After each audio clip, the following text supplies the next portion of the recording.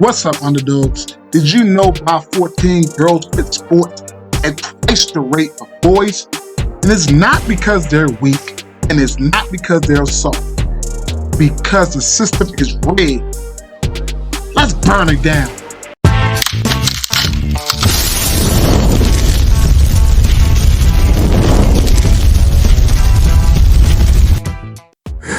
Oh, what up, underdogs? Listen, this episode is one of a 5-part series that's focused on girls in sports. Now, before we get started, let me tell you this series is necessary.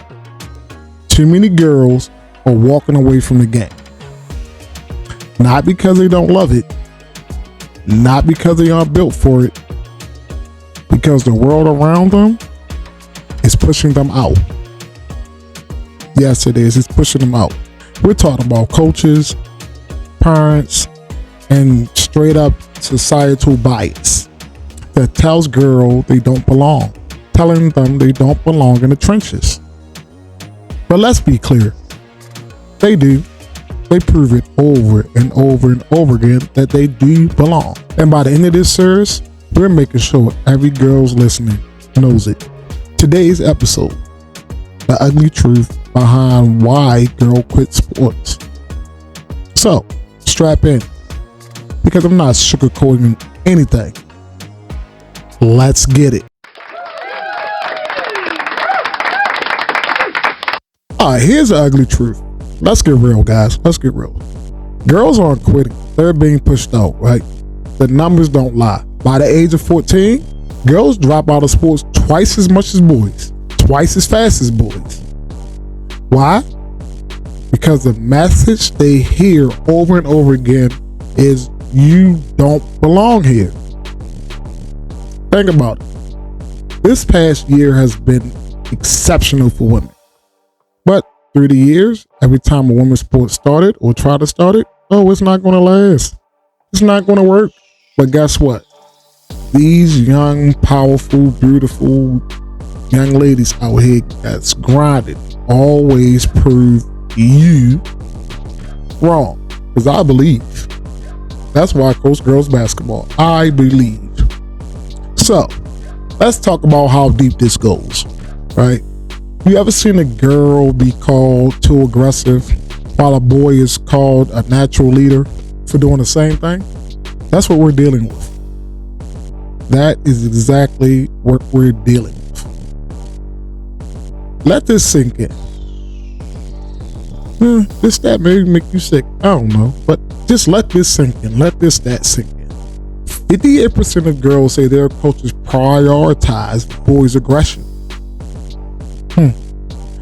Girls who play sports are more likely to have higher confidence, better grades, and stronger leadership skills. But guess what? We make it harder for them to stay in the game. Let that sink in. Think about this. Women who play sports, right, when they grow up, they run Fortune 500 companies. Think about that. They become leaders in their community. They become coaches, parents, and everything in between. Again, they develop strong leadership skills. But if we don't stop doing what we're doing and not putting them on the same pedestal as guys in sports, they're going to start quitting at a higher rate. So imagine a young girl working on her handles in gym, putting in the work. Her male counterpart get praised for being tough, while she's told to calm down. That is the problem. That is the problem. And some of y'all might say, "Oh no, it's not, happening as much as it used to." And you're probably right, but it's still happening, and we have to stop it. Got it? All right. Now that we're torn the Band-Aid off of everything, let's talk solutions. Because pointing out the problem without fixing it, that's weak. So we're going to fix this. Coaches, here's your move. Swap out stop crying. Just swap it out. Stop telling girls stop crying, stop whining, and all that stuff. I'm not going to say I never did it. than I did. But I had a girl who came to the sideline crying one day. I'm like, what you crying for? Stop that crying. Y'all heard the story before, right? She started crying, said, Coach, I'd never have a game like that again. And she didn't. I'd never seen her have a game like that again. She just went out there and, did her thing. Because even though she was crying, I told her she needed to stop crying. I also told her that, you a beast. Like, go do your thing. So she did. You heard the story before. Give girls the same development opportunities as boys. Don't just let them play. Coach them hard. Somebody asked me one time, and I got this from Gino. So somebody asked me, is it harder coaching boys than girls? Or do I coach boys like I coach girls? And this is what I said. And I got this from Gino because he said it and I thought about it, if I'm not mistaken, that I don't coach girls. I coach basketball players. So I'm going to coach them like they're basketball players. Not like they're girls, not like they're boys, but like they're basketball players. And I think most girls appreciate that. Got it? Got it. All right. And parents, instead of asking, did you win? Ask your child or a female basketball player or whatever sport she play, what challenged you today? Ask them what challenged them today. Have them thinking about their challenges, right? Stop making comments about how their body looks. Start talking about what can they do. Can they dunk? Yep, they sure can. All right, and athletes, listen. Confidence isn't given. It's not. It's not given. It's stolen back.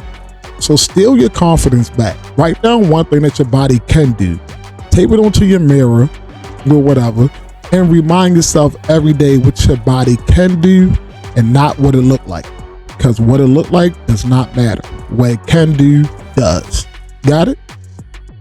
So think about this. This is a hypothetical story. Think about you had a player named Taylor, right? So meet Taylor.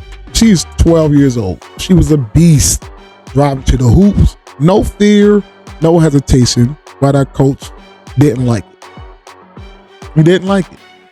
Called her a ball hog, told her to play nice. By 14 years old, she was done.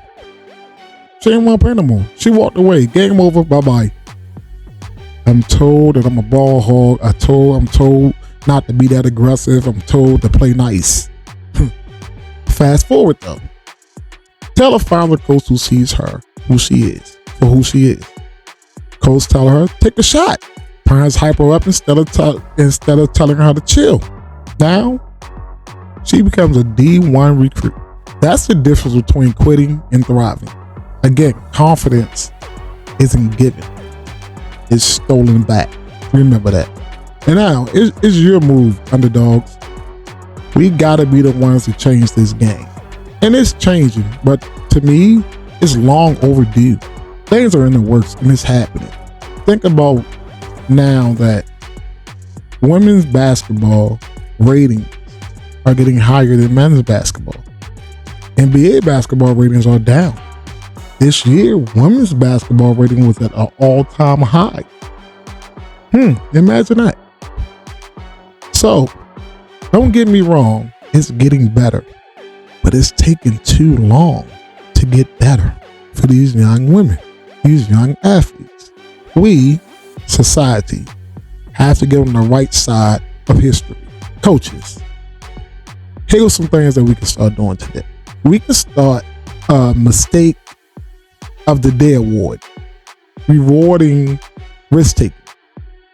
Parents, we can learn how to talk to our kids after games better, asking them better questions, right?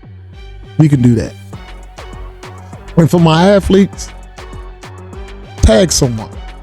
Tag us at SQ Basketball Chronicles on Instagram with your favorite underdog moment on how you did not let anyone shut you down. So tag us with #Underdog Rise. Show the world you're built for this. All the links is in my link tree at Linktree SQ Basketball Chronicles. Underdogs, we're just getting started. This was episode 1 of our 5-part series on girls sports. Next up, we're talking about parents. Are you accidentally killing your daughter's confidence without even knowing it? Yeah, we're going there. We're going there. So make sure you're locked in. I appreciate every single one of you for tuning in. As this episode hits you, share it. Send it to a coach, a parent, an athlete. Let's change this game together. I'm Coach Q, and I'm out.